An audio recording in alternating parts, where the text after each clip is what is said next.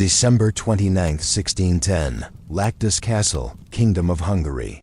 Count György Thurzo kicks open the door to the Countess's private chambers and finds a dead girl on the floor. Another is dying. In the cells below, his men discover young women with holes burned into their flesh, some of them still alive. The woman who owns this castle is one of the most powerful aristocrats in Hungary. Within days, over 600 witnesses will give testimony against her. The king himself will have to intervene. But here's what makes no sense. We still don't have a single piece of physical evidence that Elizabeth Báthory ever killed anyone. The trial records are real. The testimony is documented. But in 1611, something happened that's never happened before or since in Hungarian legal history, and it turned Elizabeth Báthory into either the most prolific female serial killer ever recorded, or the victim of the greatest character assassination of the Renaissance.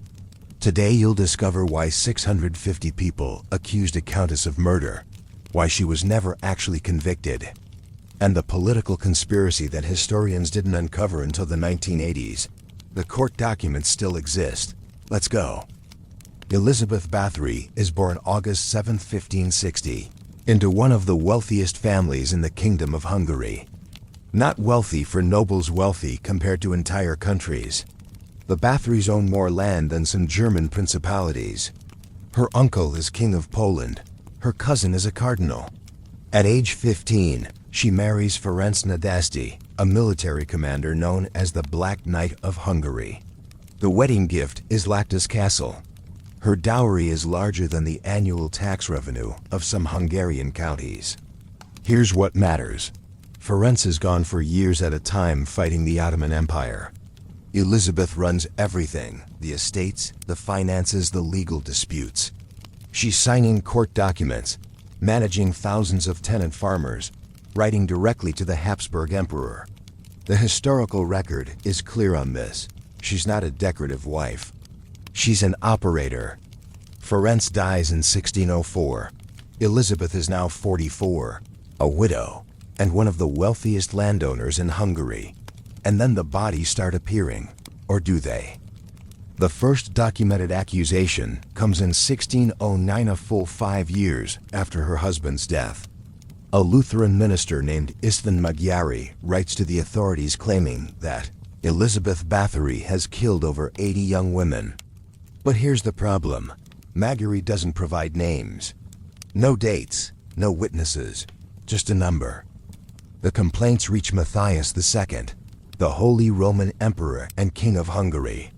And now Elizabeth has a much bigger problem than rumors, because Matthias owes her money. A staggering amount of money. The loan documents still exist in the Hungarian National Archives. Elizabeth Báthory personally loaned the king over 17,000 gold florins to finance his war against the Ottomans. In modern terms, we're talking millions. And Matthias is broke. In March 1610, the king orders György Thurzo, the Palatine of Hungary, essentially the prime minister, to investigate. Thurzo is also Elizabeth's cousin. He's known her since childhood. The investigation takes 9 months. And then Thurzo acts. December 29, 1610. Thurzo doesn't send a polite inquiry. He arrives at Lactus Castle with armed soldiers and conducts what the records call a raid.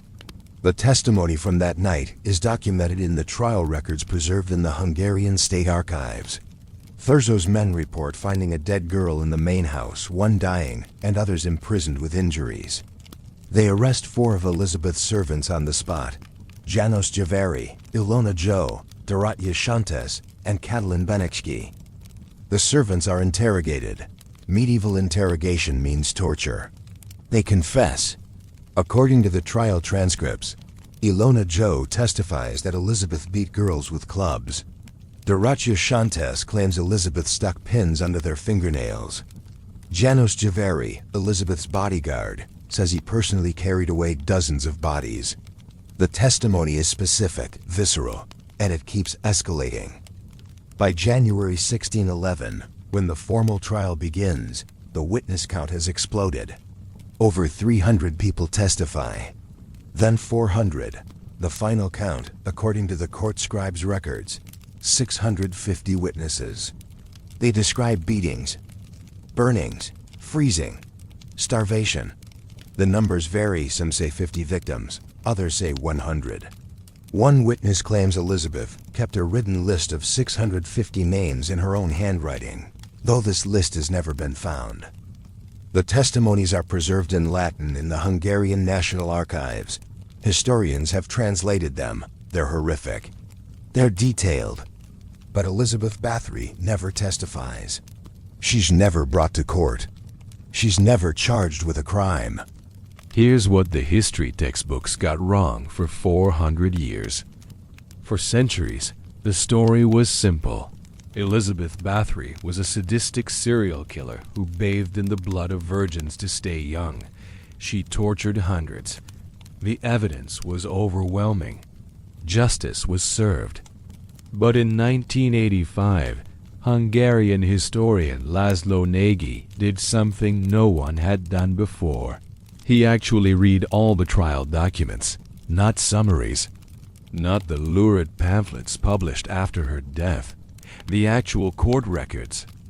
And he found something staggering. Not a single witness claimed to see Elizabeth bathe in blood. That detail appears nowhere in the 1611 testimony. 0 times.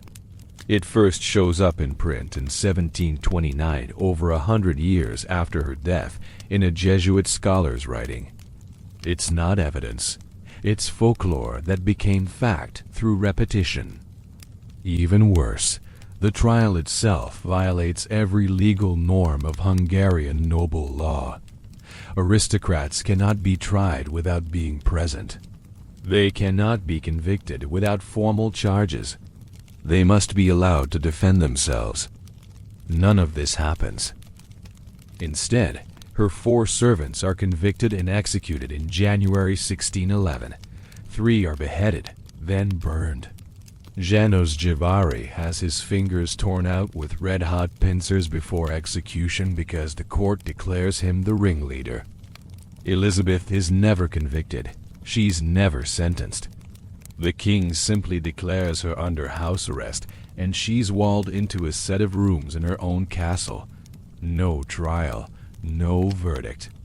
Just imprisonment. And here's the detail that changes everything. 4 months after Elizabeth is sealed in her room, King Matthias II formally cancels the debt she's owed. The 17,000 florins disappear from the royal ledgers. Debt forgiveness through imprisonment. The financial records don't lie. Elizabeth Báthory dies August 21, 1614, still locked in her rooms at Lactus Castle. She's 54. The cause of death is unrecorded. She's buried quickly, without ceremony. Her children fight for years to restore the family name. They fail. The Báthory estates are broken up. The family never recovers its political power. For 300 years, the story calcifies into legend. Elizabeth the Monster. Elizabeth the Blood Countess. The Virgin Killer. She becomes a vampire prototype, an inspiration for Dracula. But modern historians are divided. Some, like Raymond McNally, argue the witness testimony is too consistent to dismiss 650 people don't lie in coordinated fashion. Others, like Kimberly Craft, point out that all the witnesses were either her servants under torture or peasants who could be coerced by the Palatine of Hungary showing up with soldiers. The physical evidence, the bodies, the supposed written list of 650 victims, none of it exists. No mass graves have ever been found at Lactus Castle, despite archaeological surveys. No bones, no burial records in local parishes that match the numbers. What we have is testimony, and a very convenient political outcome for a king who owed a fortune to a woman who couldn't be controlled. Here's what keeps historians arguing 4 centuries later.